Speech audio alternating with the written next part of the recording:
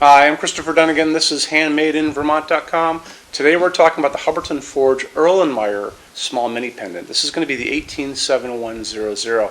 There's a size taller than this, bigger than this. That's the 187150. Go look at that. Check out the video on that too to make sure you're buying the right one for you. So let's get into the size of the fixture body, and that's going to be the distance from the bottom of the glass to what we call the decoration, and then that's a horizontal bar, and that's going to be 9.4 inches tall, and then this is going to be 3.3 inches in diameter. So it is a mini pendant.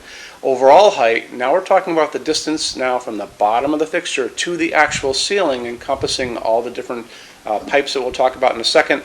You're looking at it to be as short as 12.5 inches and as long as 57.5. If you need this to be longer than the long, send me a quick email saying you're looking at the 187100. Give me a solid number like 86 or 92 or something like that, and I will take your email. I will send it through Hubbardton Forge's customs department. It's going to come back to me with an answer. We do customs every day. It adds a little time and money, but don't be afraid to ask. It's always free. Free to ask anyway. So this starts off at 12.5 inches, which actually makes it to be able to be used as a semi-flush. So you can use this in all kinds of different applications.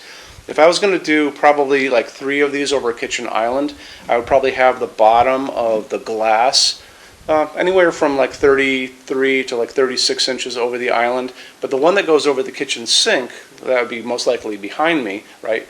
I don't want to be looking directly into it, so I want it to be up here. So you can use those rods to get them as short to have it above your eye line so you can see underneath it. The other thing is, the higher you have these, the bigger the spread of light. So always remember that. It's a good thing to do. Okay, so Hubbardton is using a system of these interconnected rods, and they're very cool. They have threading on both ends. You can't even see it. There's a little connector piece, this little guy here, that has threading on both ends as well.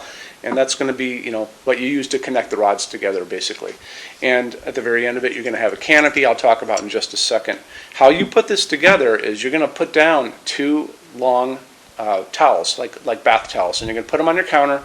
You're going to put the socket with the wire set up at one end. You're going to have the canopy set up at the other end, and you're going to lay out the parts. After you've done your math to figure out which of these you need to get to your desired length, you're just going to lay all your little parts out. You're going to fish the wire through each piece one by one. You're going to exit the canopy at the top, kind of coming out this side, and then you're just going to screw it all together. So it's very easy. You just kind of do this, and take another one, and do that. And not only is it super easy, but once they're together, it's incredibly clean. You can't even tell that there's a seam here. So it's a nice look. Okay, canopy on the ceiling, 5.5 inches round. It's going to go over your 4-inch junction box, hides nicely behind it.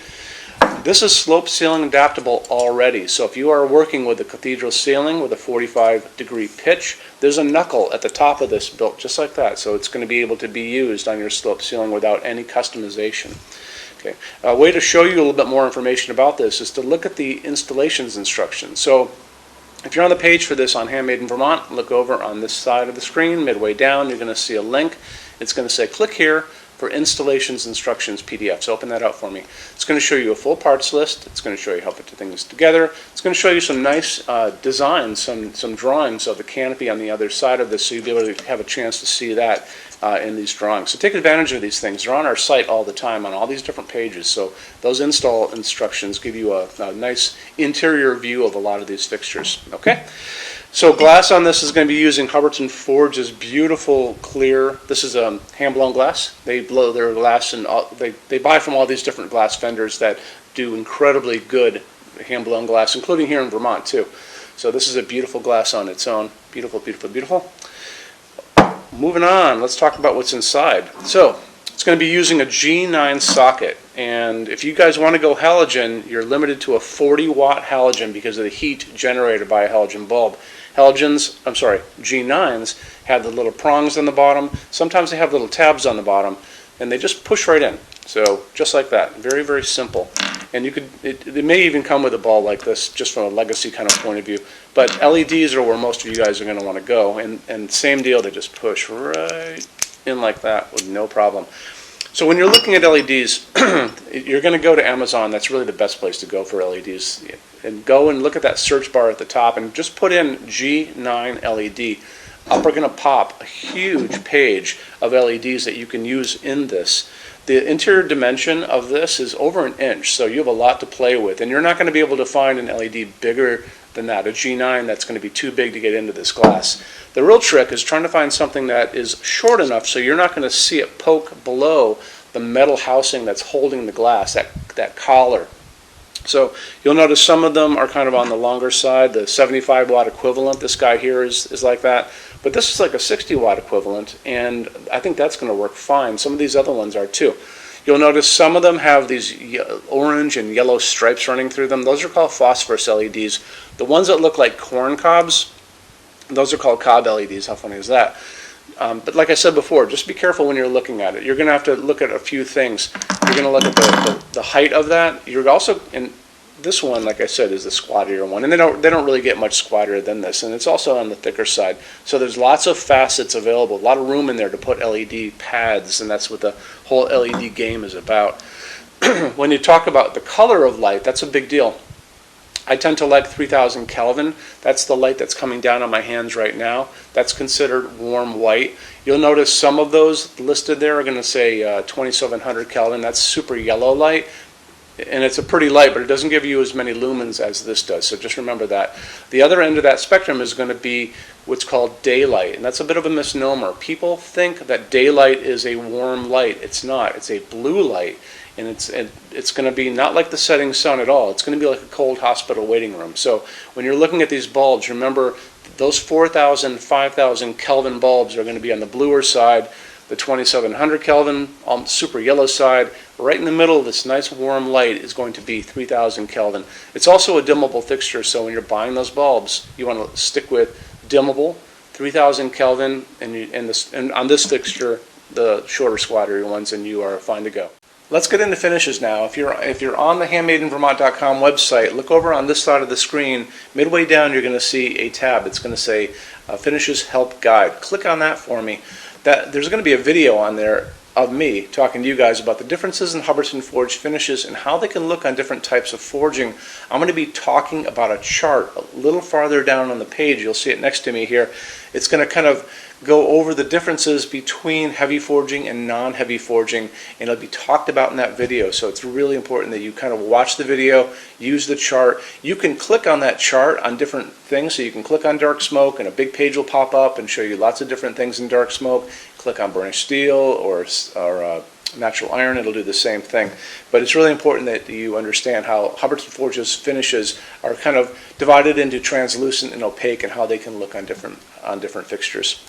Our showroom in Vermont has we're up to 400 Hubbardton Forge fixtures spread across 2 floors. We have a What's on Display page. It's way up there in those red tabs again, so click on that and you can see what we have to show you.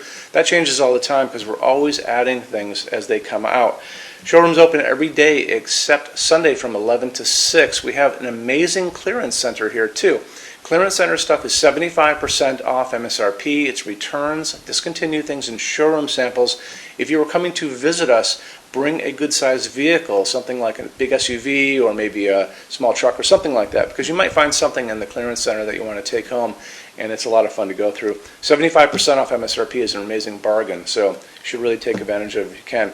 Like I said, we're open every day except Sunday from 11 to 6. I'm here every day except Sunday from 10 a.m. to 6 p.m. Eastern Time. You can call us at 802-446-2400 during business hours. You can email us 24 hours a day, 7 days a week, all the time. We love to answer emails. When you buy your Hubbardton Forge fixtures from HandmadeInVermont.com, shipping is free to every state except Alaska and Hawaii. There's no tax if we ship out of the state of Vermont, and we're the only dealer with 90-day returns and no restocking fees. No one else even comes close to that. Some larger items are non-returnable. We'll always tell you about that. It'll be in the description thing, that part of the description underneath on the very bottom. So keep an eye out for that. We also offer a rush program. Hubbardton Forge generally takes about 3 to 4 weeks to get product out. They don't stock anything. That's how you're going to get all your finishes, your adjustable ranges to play with, all those things. We can cut that time in half, and it's super inexpensive. If you want to know more, drop a quick email, and I can walk you through the whole thing, okay? So if you guys have any other questions, let me know. Love to see you in our showroom sometime, and have a great day. Take care. Bye-bye.